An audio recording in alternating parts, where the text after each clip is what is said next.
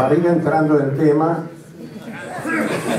hay alguna observación como la que hizo Mario Bononovich respecto a que no estaba claro cómo se llegaba a ese párrafo que habla de las estructuras sindicales obsoletas. Efectivamente, esos son los errores que se producen cuando se juntan dos párrafos que no estaban juntos en principio. Ahí hay que hacer una corrección, leyendo con detenimiento el párrafo, todos lo van a advertir, porque lo que estamos diciendo, o lo que queríamos decir, era que los empresarios, los grandes empresarios, los grupos empresarios, estaban presionando para controlar la política económica del gobierno de modo que no se produjera ninguna radicalidad. Pero no que esa radicalidad estaba destinada a evitar que se modificaran las estructuras sindicales. Entonces, después se ve la redacción, pero para que se entienda, podría ir, por ejemplo, un punto después de radicalidad y después hacer otro párrafo donde se dice que las estructuras sindicales obsoletas y todo lo que viene después. También me pareció muy interesante lo que se dijo acerca de que en la carta por momentos parecía que se hablaba de adentro del peronismo y por momentos de afuera del peronismo. Y me parece que es absolutamente cierto. Y me parece que es casi inevitable que eso ocurra. Por dos razones. La primera, más evidente, pero creo que la menos importante, porque quienes escribimos somos peronistas y no peronistas, y algunos que ni siquiera se sabe si en este momento son peronistas o no lo son. Pero además de eso, porque el kirchnerismo, e incluso los compañeros kirchneristas que no provienen del peronismo, hemos incorporado todos, los que estuvimos en el peronismo, los que estamos en el peronismo, los que no estuvieron nunca, hemos incorporado todos muchos aspectos centrales de la tradición nacional popular. Entonces hay momentos que todos hablamos como si estuviéramos dentro de esa tradición, y hay momentos que todos hablamos como si estuviéramos afuera, de algún modo, cuando aludimos a otras situaciones que tienen que ver con la novedad del kirchnerismo. Esto me hace también pensar en lo que decía Mario, acerca de que sobre el modo como se constituye orgánicamente este movimiento kirchnerista, son más las sugerencias que las precisiones. Y él mismo señalaba después que esto tenía seguramente algo de inevitable, porque ese proceso no depende solamente de carta abierta, depende también de otros actores. Entonces nosotros, tal vez, suponiendo que la tuviéramos, haríamos mal en hacer una propuesta muy clara de cómo tiene que organizarse todo este conglomerado que hoy está apoyando al kirchnerismo, porque eso será consecuencia también de cómo se resuelvan, por ejemplo, muchas de las cosas que estamos discutiendo hoy en la perspectiva del 2015. Por otro lado, a mí me parece que tenemos que discutir esta carta como finalmente terminamos discutiendo en la coordinación. Es decir, cuando uno quiere buscar los acuerdos, todo lo que no es esencial debe ser dejado de lado. Por supuesto, si hay desacuerdos, como acaba de plantear un compañero, tan profundos, obviamente nadie puede tomarse el atrevimiento de decir hay que acordar a toda costa, cada uno sabrá hasta dónde llegan sus coincidencias. Pero finalmente, después de un trabajo que fue arduo,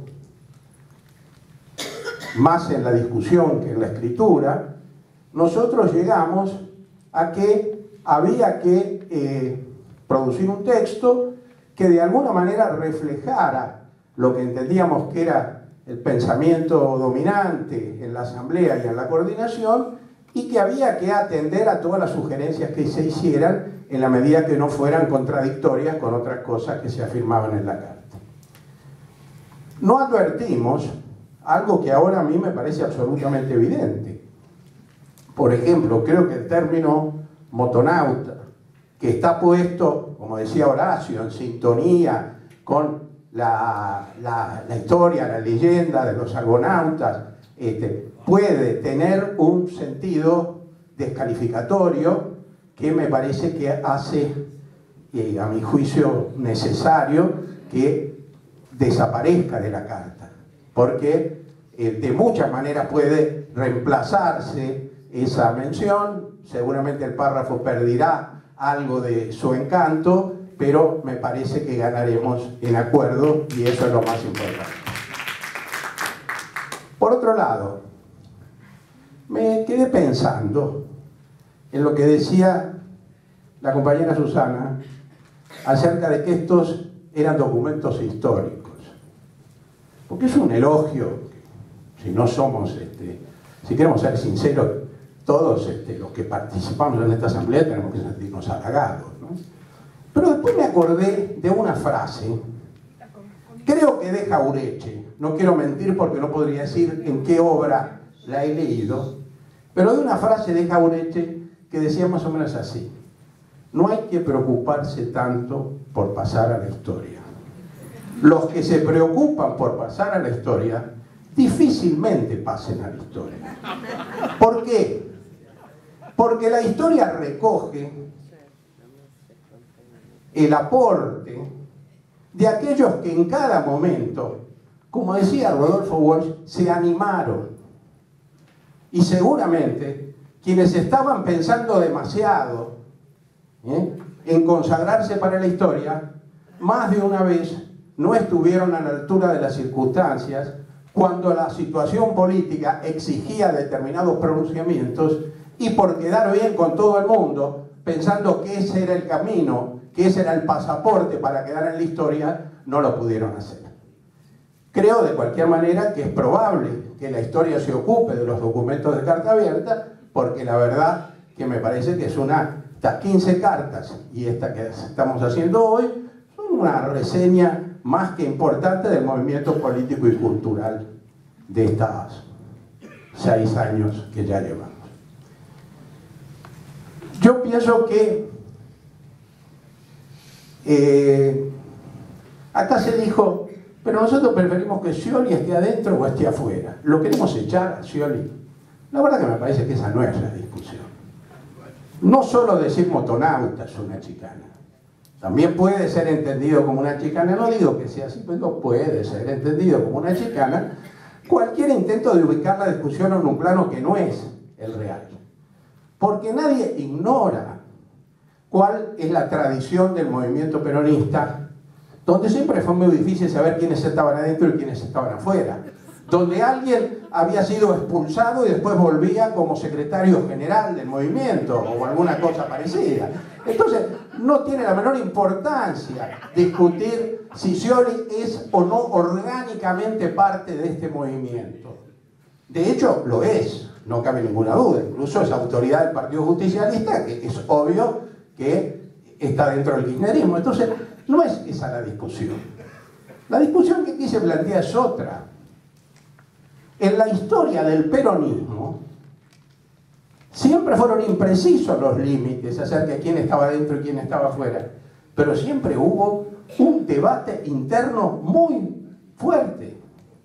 Entonces a nadie se le podía decir, no ataques a ese dirigente, a ese gobernador, a ese dirigente sindical, porque vos lo estás sacando del peronismo. No, cuando se calificaba en términos, pero agraviantes, eso sí, en aquella época, a los dirigentes sindicales o a determinado sector de la derecha, digamos así, política del peronismo, no era una cuestión de negarles la condición de peronista o expulsarlos de una orgánica que generalmente no existía.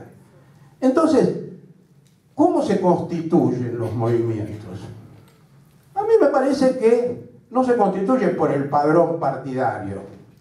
Se constituyen en primer lugar, sí, con un determinado pensamiento orientador que es el de su conducción. Esto está claro que es la hegemonía que existe en un movimiento la que realmente define los alcances de ese movimiento, independientemente que haya alguno que figure como afiliado y que no comparta esa postura. Y en segundo lugar, se define también la pertenencia al movimiento, no en términos orgánicos, sino en términos más reales, en términos de identificación con aquellos que sostienen los principios del movimiento, los valores del movimiento, las convicciones del movimiento, las tradiciones del movimiento. Y resulta que, como lo dice la carta, pero como lo dijimos en 25 asambleas, y además como no hace falta decirlo, el gobernador de la provincia de Buenos Aires ha llevado políticas absolutamente contrarias a las que nosotros reclamamos en el documento. Ha tenido actitudes, como se señalaba aquí, como la de haber concurrido a la Fundación Mediterránea en Córdoba, que nosotros hemos repudiado en esta asamblea. Entonces, de lo que se trata, insisto una vez más, no es de decir estaríamos mejor si Scioli no estuviera dentro, porque nosotros sabemos que puede haber muchos más que están adentro, que a lo mejor no comparten estas posiciones. Pero esos muchos más no están ubicados en la mejor posición para ser los próximos presidentes de la República. Entonces lo que nos preocupa es eso, porque nosotros no negamos el rol que juega la conducción, la necesidad de manejarnos con un arco muy variado, muy complejo, muy contradictorio, de sectores, de personas, de corrientes, de intereses dentro del kirchnerismo. Y nunca salimos a hacer ninguna advertencia por eso, era casi obvio. Pero ahora nos enfrentamos a la amenaza de que haya un cambio en la hegemonía dentro del movimiento, de que haya un próximo presidente de la Argentina que no responda a la línea que se ha seguido hasta ahora. Entonces hay compañeros que pueden decir, bueno, ¿por qué no dejamos que eso lo advierta la presidenta? Pero yo digo, lo decía Guillermo recién, no hay una pluralidad de sectores dentro del kirchnerismo. No manifiestan todos sus intereses, no dicen todo lo que creen que hay que hacer. ¿Por qué este sector político no está en condiciones de advertir y de manifestar su preocupación, su alarma frente a una situación como la que se está configurando? A mí me parece que esto se debe hacer buscando dejar de lado todas las expresiones que puedan ser entendidas como descalificatorias, como denigrantes. Se tiene que hacer encontrando, y así lo hicimos en la coordinación, pero por lo visto no agotamos la discusión completamente, buscando todas las formas que permitan además el mayor acuerdo de todos los sectores de la Asamblea. Pero me parece que tenemos que diferenciar, porque en la discusión naturalmente se confundía, no por intención de nadie, sino porque las intervenciones venían una tras de la otra, lo que es tener este cuidado para no ofender a nadie, para no ponernos en una posición que puede ser incluso hasta incómoda para Carta Abierta, con el derecho que nosotros tenemos de manifestar de la manera más respetuosa nuestro desacuerdo con una persona que está hoy ocupando un lugar fundamental dentro del proceso político argentino. Yo pienso, además, que eso hace a la particularidad de Carta Abierta a la que se refería Horacio. La verdad que cuando él habló del candor, yo me pregunté si nosotros realmente éramos tan candorosos. Porque quién más, quién menos, tenemos años de vida política, intelectual, y alguna picardía hemos adquirido, es inevitable. Pero rescato, sin embargo, esa afirmación. Pues yo creo que cuando Horacio dice que somos candorosos, no quiere decir que no nos damos cuenta de las cosas, de la importancia que tiene lo que estamos discutiendo, de la incidencia que puede tener. Me parece que Horacio está reivindicando que nosotros tenemos un modo de funcionamiento que se evade de las reglas de la cada vez más degradada política partidaria en la Argentina.